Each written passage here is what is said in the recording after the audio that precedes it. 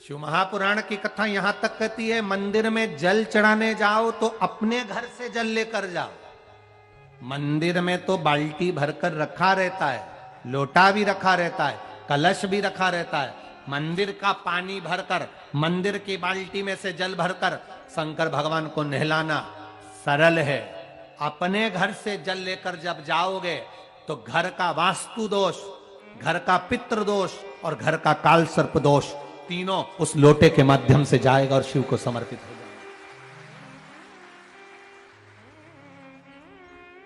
आज फिर निवेदन करूंगा, इस नेपाल देश की पावन धरा से डोलेश्वर महादेव की कथा में निवेदन करना चाहूंगा।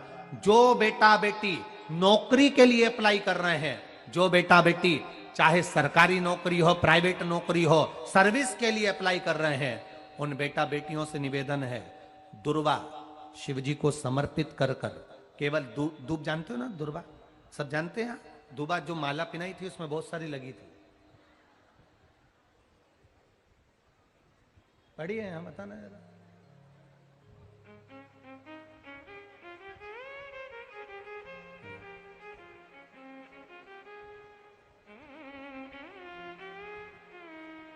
दुर्वा, जो बेटा बेटी सर्विस के लिए अप्लाई कर रहे हैं, तुम मेहनत करो, पढ़ाई करो, खूब पढ़ो, खूब तैयारी करो, अच्छे से तैयारी करो। जितनी मेहनत तुमने पूर्व में करी उससे दुगनी मेहनत तुम करो उस नौकरी को पाने के लिए। और साथ में जब एग्जाम के लिए जाओ, कहीं इंटरव्यू देने के लिए जाओ, दुर्वा शिव जी को, इस दुर्वा का जो डंडी का मुख है ये अशोक सुंदरी वाली जगह, फिर समझ लीजिए जैसे ये शिवलिंग, ये गोल जलाधारी, यहां से पानी नीचे गिरता है, बीच में अशोक सुंदरी का स्थान होता है। तो ये जो दुर्वा हम चढ़ाएंगे तो इसका डंडी का मुख शिवलिंग की पर चढ़ाएंगे तो ये शिवलिंग पर डंडी की जो भाग है वो अशोक सुंदरी की ओर हो गया और ये भाग इस ओर हो गया। शिव जी को समर्पित कर कर पहले दुर्वा चढ़ाएंगे, उसके बाद में देवाधिदेव महादेव को एक लोटा जल जो तुम घर से लेकर गए हो वो समर्पित करो। 3 महीना लगातार अपनी पढ़ाई की मेहनत करो, अपने इंटरव्यू की मेहनत करो और खूब अच्छा पढ़कर साथ में एक लोटा जल और दुर्वा शिव जी को भले 10 दुर्वा की जगह केवल एक दुर्वा चढ़ाओ, चढ़ाकर जल चढ़ाना। 3 महीने तक लगातार बाबा से प्रार्थना करना। विश्वास कहता है अगला पत्र तुम्हारा व्यासपीठ पर होगा, नौकरी मिलेगी, निश्चित है। आप करो मेहनत, कर्म करने में पीछे मत हटना, पढ़ने में पीछे मत हटना, विद्या अध्ययन करने में पीछे मत हटना, अच्छी एजुकेशन पाने में पीछे मत हटना। पहले मेहनत अपनी करो। पूर्व में जो इंटरव्यू दिए हैं उसमें जितनी कमी रह गई, अगली कमी को पूर्ण करने के लिए अच्छी मेहनत करो, खूब पढ़ो, खूब अच्छे से विद्या अध्ययन करो और फिर बाबा पर समर्पित होकर जाओ, बाबा पर विश्वास कर कर जाओ। अपना विल पावर मजबूत होना चाहिए कि मेरे साथ मेरा काल अधिपति महाकाल है, अब निकल कर मानूंगी।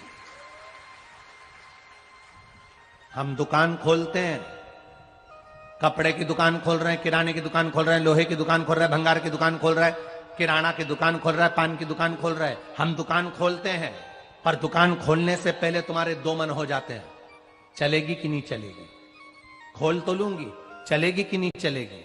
जिस दिन तुम दुकान खोलो 1 महीने पहले, 2 महीने पहले, 3 महीने पहले बाबा को दुर्वा चढ़ाकर एक लोटा जल चढ़ाकर नियम बनाकर जाना, 3 महीने बाद मैं दुकान खोल रही हूं, 2 महीने बाद मैं दुकान खोल रही हूं और मेरा विश्वास कहता है दुकान चलेगी। जिस दिन तुमने विचार कर लिया कि दुकान चलेगी कि नहीं चलेगी तो वो नहीं चलेगी। जिस दिन तुमने विचार कर लिया कि दुकान खोल रही हूं, मेहनत करूंगी, दिल से करूंगी, भले मेरे पास ज्यादा माल नहीं है, जितना माल खरीद के लाऊंगी उतना बेच कर बताऊंगी क्योंकि मेरे साथ काल अधिपति महाकाल है, तो वो चलेगी। विश्वास दृढ़ करो, भरोसा पक्का करो। जिस दिन तुम्हारा विश्वास दृढ़ हो गया उस दिन तुम विजय हो गए, उस दिन तुम आनंदता में हो गए।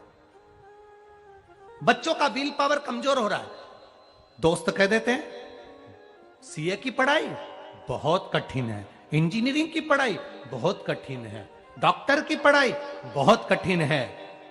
साथ वाले ऐसे मत ढूंढना जो तुम्हारा विल पावर कमजोर कर दे। ये वाली फैक्ट्री खोलेंगे तो हो सकता है नुकसान हो जाए, इसलिए ये फैक्ट्री खोलने का मन नहीं हो रहा है। फैक्ट्री का सेटअप जम गया, सब कुछ जम गया, और मालूम पड़े, विचार करा कौन चलाएगा, कैसे होगा, कैसे चलेगी, तो वो फैक्ट्री कभी नहीं चलेगी। तुमने सोच लिया कि अपने क्षेत्र में नहीं है, मेहनत करूंगा, चार चांद लगाऊंगा,